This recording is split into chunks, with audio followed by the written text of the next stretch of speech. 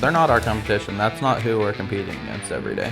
The goal is to help other people to understand what we do and why we do it and how we do it. If you don't like it, I don't like it. If you thought to call me, I definitely don't like it. If you have that hinky feeling, say no. But you can't be a slave to that phone the whole time. Correct. So that's why we do like the online.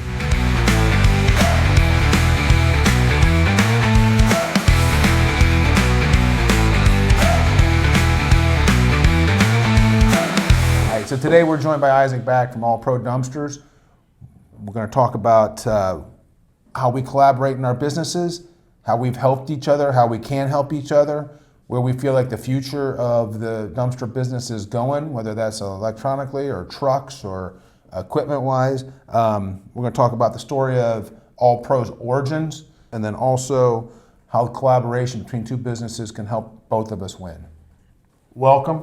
It's we spoke on the phone, I don't know, 5, 6, 7 times, maybe probably more. Probably a dozen altogether, And I have to say thank you because you're the one who reached out to me. Very first time was that job in Dayton where I didn't even know you could get scammed on dumpsters, and you're like, hey, everybody's getting ripped off here, don't go. I'm like, what?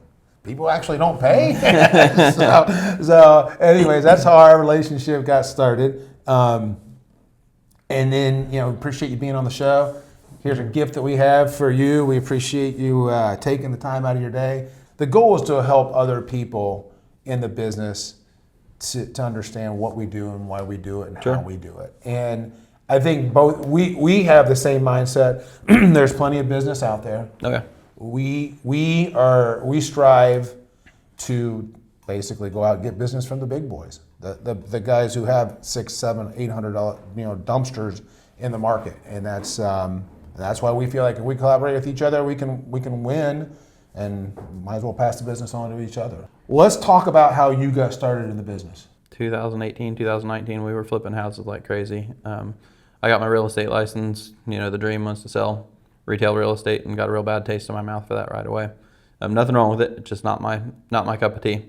But realized I did enjoy flipping. I come from a construction background. I grew up doing construction. It comes natural to me. I'm a fixer by mindset, I would have to say. So I can walk into a really horrible house and say, hey, this has got a future. So we got into that quite a bit. And just the collaboration of, I understand why people hate dumpster rental companies after trying to rent dumpsters and renting dump trailers and trying to get my trash from 4 different flips at one time to the dump in a concentrated, organized sort of way. It doesn't work.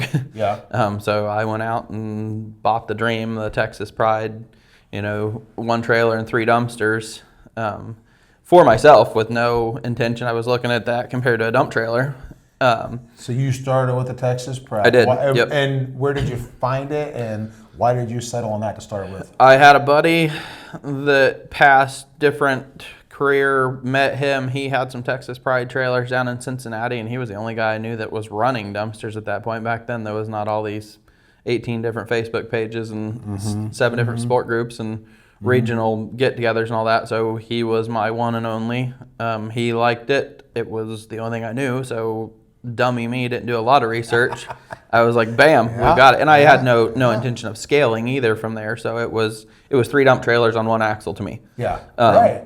So it was simple. This is awesome. Because I'm like, we got 3, 4 flips going at a time. Yep. I have 1 trailer and I have 3 dump trailers now in my mind. So it worked. I already had the pickup truck. And what size were they? 13 yards. Okay. So I bought them.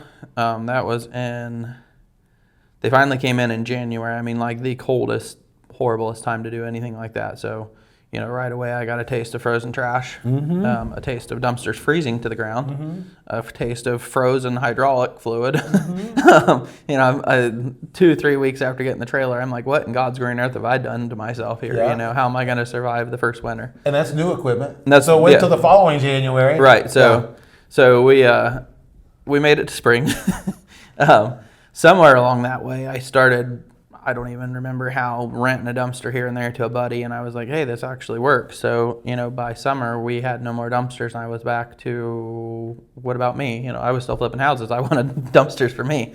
So I went and bought that was the last time we dealt with Texas Pride. Texas Pride was a pain in the butt on everything, and they're in Texas. I mean, we didn't make it home, and we started having warranty issues, and they basically said, you're screwed unless you want to bring it back to our shop in Texas. Feel free. And I was like, it's a 32-hour drive. Yeah. I'm not coming in there for wiring issues. Mr. Fixed It. I fixed it myself, got everything back on the road.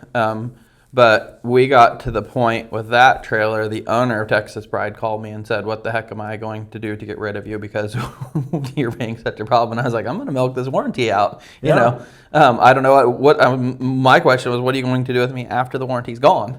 Because we went through 3 pumps. I mean, you name it, it failed on them. They're not set up for what we're doing. Did you have the remote control? I did. We went through 2 or 3 brain boxes. We went through 2 or 3 remotes. Anything that could come off of that trailer was a problem. The trailer itself, the metal, the metal was fine. Right. Other than that, forget it. Axles were okay? No. We had a wheel fall. I mean, like a whole hub fall off. I mean, like you name it. After that, I went back through the whole dang thing myself and fixed it. But so anyway, not to get lost in that story, we'll get back to that when we talk about scaling and equipment. But one thing led to another. By the end of that summer, I think I had 8 or 9 dumpsters, and we did maybe 70, 80K in sales that year. Just kind of a whoom, what happened.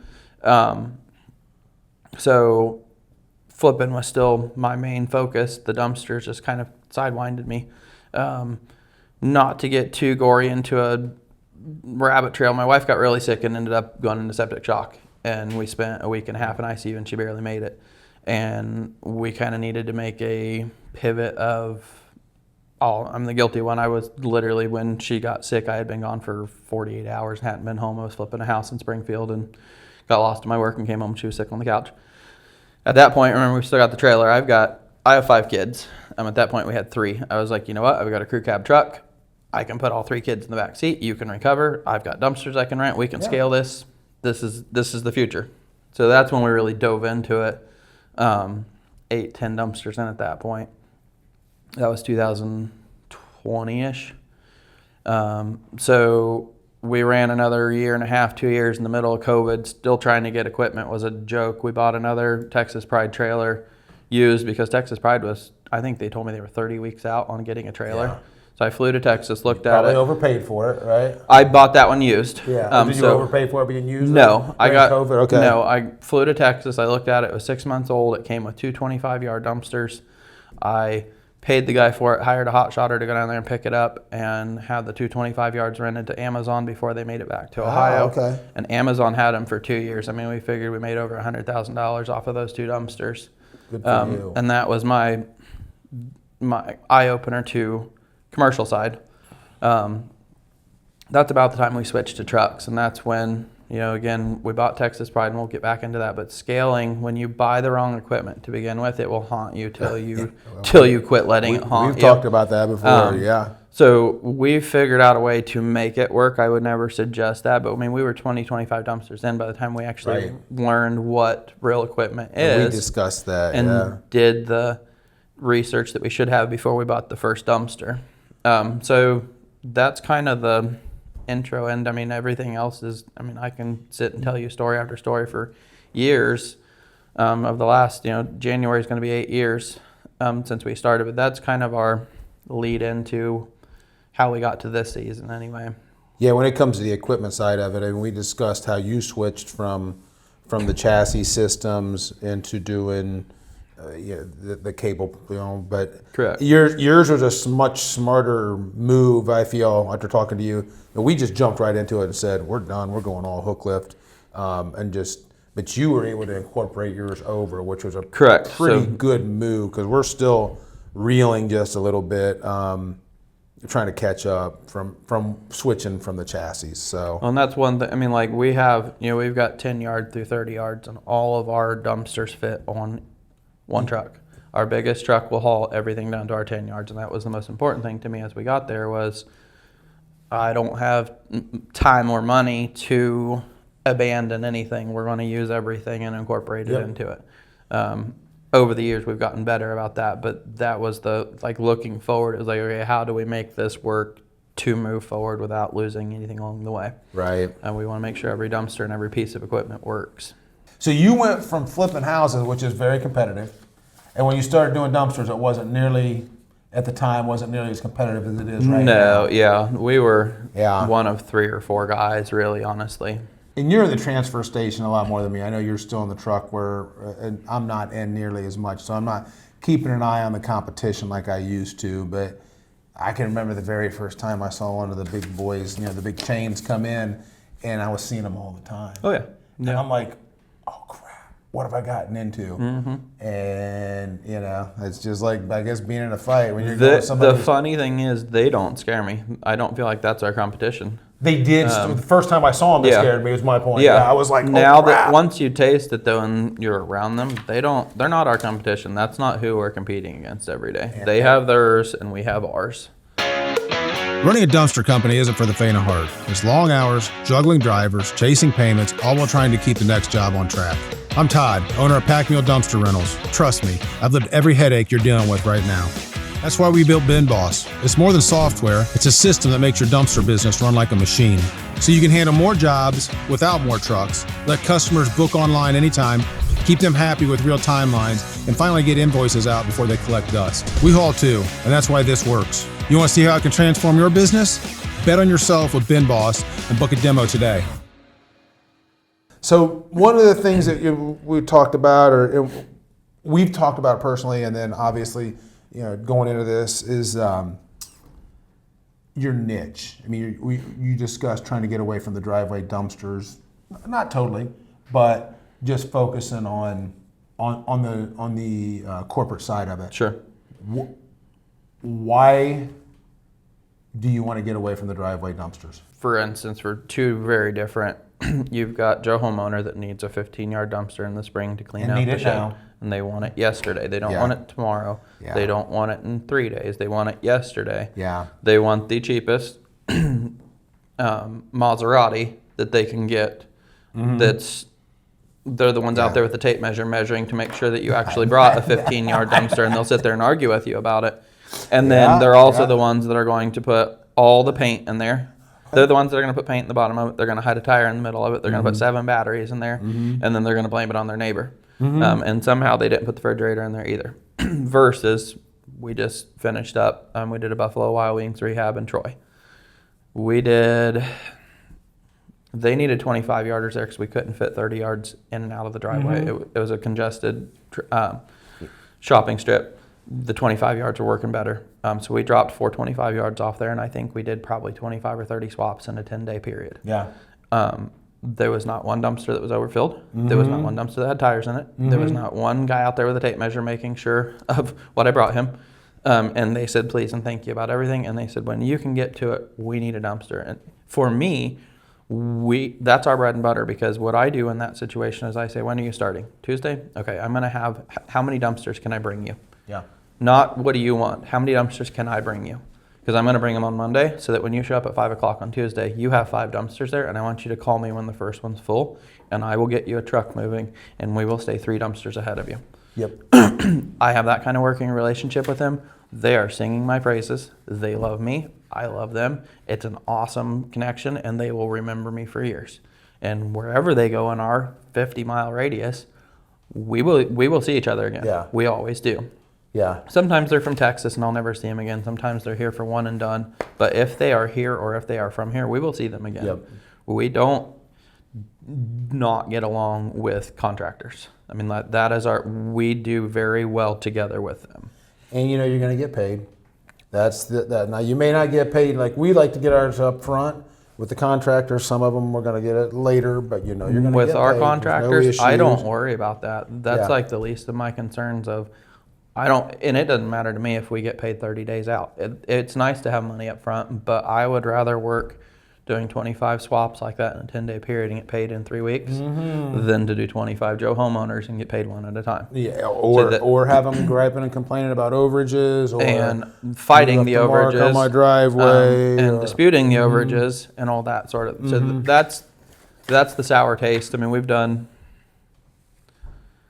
At 1,200 dumpsters a year? I mean, we've probably done 10,000 dumpster rentals at this point. So, I mean, I feel like I have a good taste for both sides of it. And that's our take on it. And that's what, I know we discussed it before, and, that's what separates us from everybody just getting into the industry too. Correct. When you start getting into that CDL level of drivers and you start going with 30s and 40s, and then you start getting that reputation. And I know that's one of the reasons you said When you get on that radar, Yeah. that's the turning point. Is once you're on their radar per se.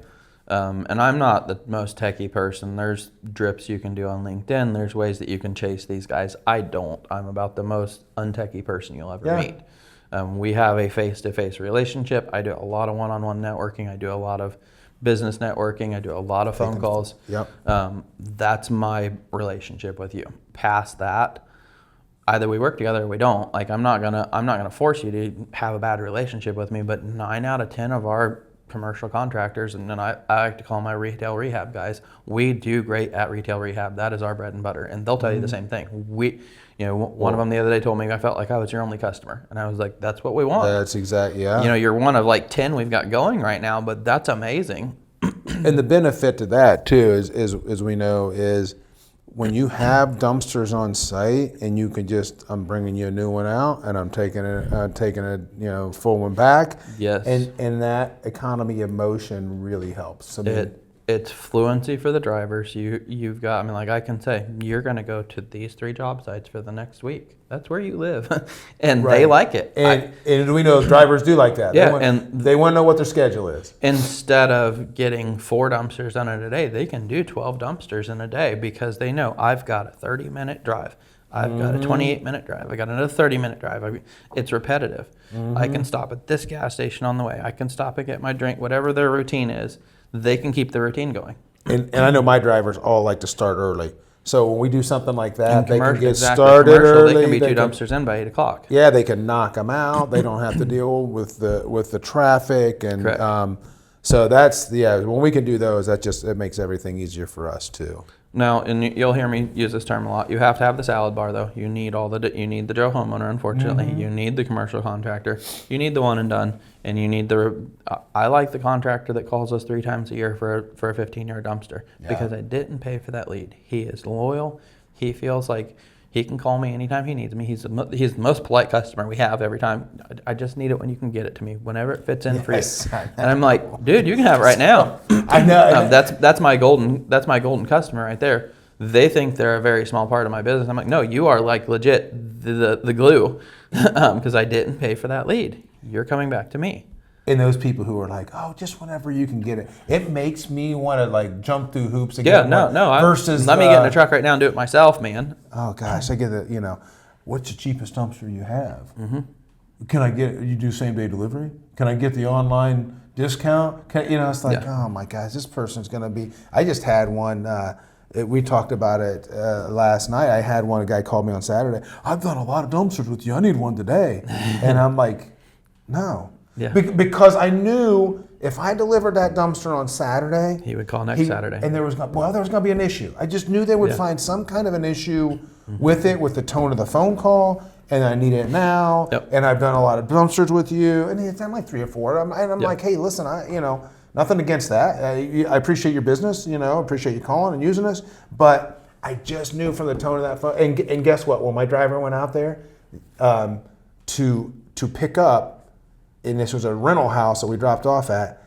The guy pulled up in his truck and for whatever reason, emptied trash cans in the driveway in front of my driver. So my driver had to get out, move the trash cans, so he could leave. But I mean, that was minimal. But it's I knew I was just right. That's the time. I call it time on the block. That's vetting the customer.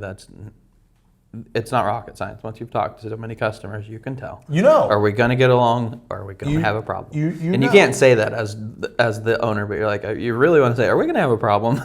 If the guy would have said to me, hey, if you can get it out here today, it would be awesome, but I can hold off till Monday, I would have had him went out there on Saturday. I could have done it. Exactly. But I just knew if I get him one, it'll be less problems by just telling him he's on my schedule now. And that's not the same for everybody. But that's one thing I go back to a lot. I'll mention, I talk about him on Facebook. I talk about him in person. My good buddy Lon, he calls himself Uncle Lon. He's the one that got me into this. He says, he's from Grand Rapids. He says, it's up to you to educate the customer. You get to set the tone. It's okay to say no. You know, if you have that hinky feeling, say no. If you don't like it, I don't like it. If you thought to call me, I definitely don't like it. I will pull it and then we'll settle this later. Yeah. You have fixed costs, right? And you've got to keep that. Correct. There's another 5 or 6 guys I don't get along with that we know. But you can't be a slave to that phone the whole time. Correct. So that's why we do like the online.